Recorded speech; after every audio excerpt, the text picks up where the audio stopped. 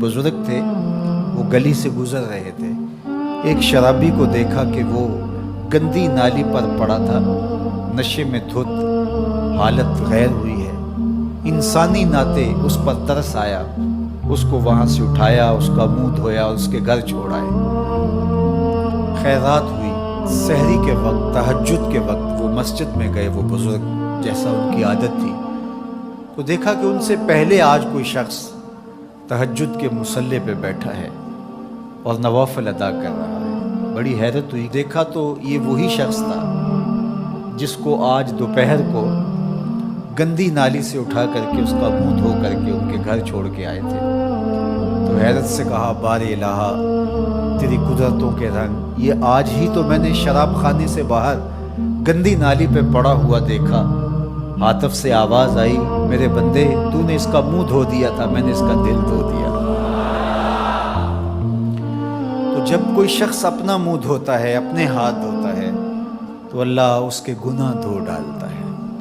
तो ये निस्फुल ईमान है, ये आधा ईमान है। हमारे दीन ने हमें सफाई का, सुथराई का, पाकीज़गी का, इफ़्फ़त का, पाक दामनी का हुक्म दिया है। अगर आप मुझसे पूछें कि इस्लाम का दूसरा नाम क्या है, तो मैं कहूँगा इस्लाम का दूसरा नाम दीन तहारत है। उलमा ने लिखा कि एक तहारत मानवी होती है, एक तहारत हिस्सी होती है। हमारा दीन मुतकाज़ी है इस बात का कि हमारा दिल शिरक से, कुफर से पाक हो, हमारा दिमाग गुरूर से, तकब्बुर से, और हमारा अमल रिया से, हमारा दिल तसन्नु से, बनावट से, हिकत, कीने और बुग़्ज़ और नफ़रतों से पाक हो। मानवी नजासत से हम अपने आप को पाक करें। इसी तरह हम हर तरह के हदस से अपने आप को पाक करें, हद से असग़र हो या हद से अकबर। वज़ू से रहें, वज़ू पर वज़ू करना मुस्तहब है और ये कुर्बत इलाही का ज़रिया है। और हर वज़ू के साथ मिसवाक करना मुस्तहब है। और अगर मिसवाक नहीं है तो आप उंगली के साथ अपने दांतों को साफ़ करें। गुस्ल वाजिब हो वो तो करना ही करना है, लेकिन रोज़ाना की बुनियाद पे सफाई हासिल करने के लिए गुस्ल किया जाए, मुस्तहब है।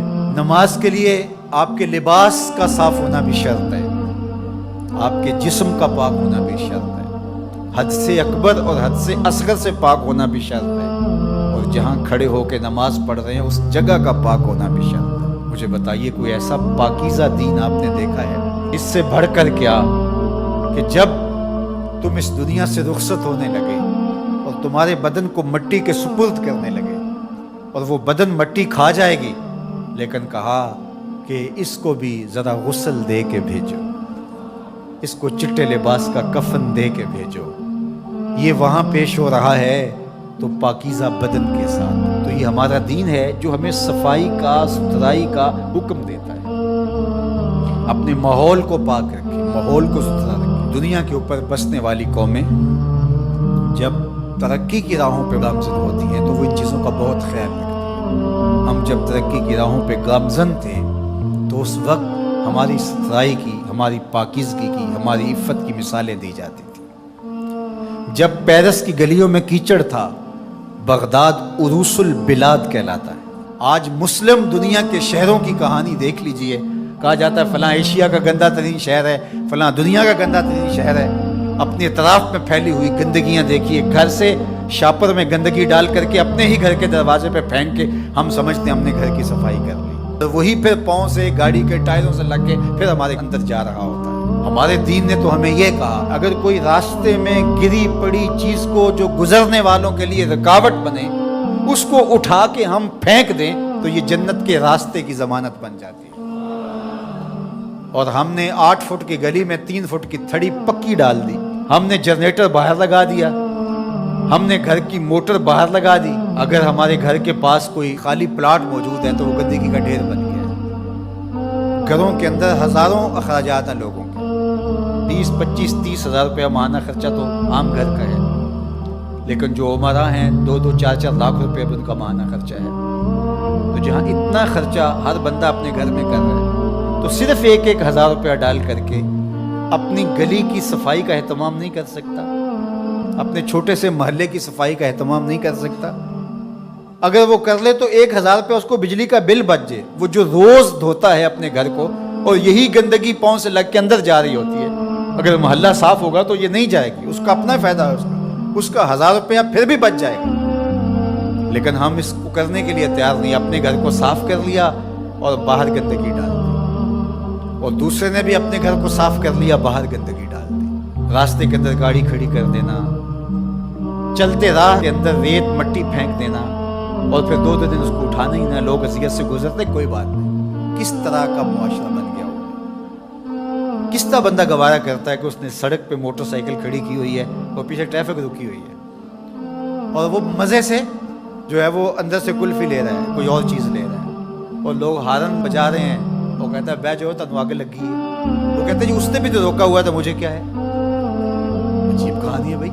کیا یہ ایک مسلمان کا طریقہ ہے؟ یہ تو ایک اچھے انسان کا طریقہ بھی نہیں. مسلمان تو اس سے اوپر والے درجے کا شخص ہوتا ہے.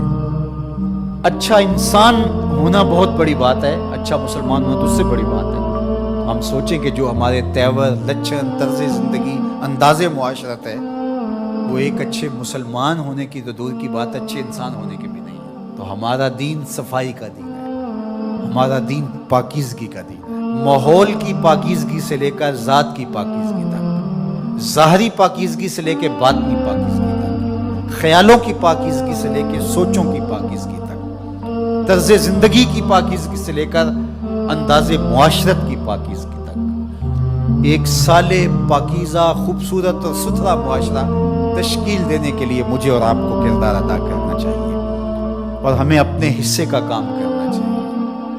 چیزوں میں ترتب ہو، خوبصورتی ہو، نظم ہو، اور کسی کے لیے قذر کا، تکلیف کا، نقصان کا، پریشانی کا سبب اور ذریعہ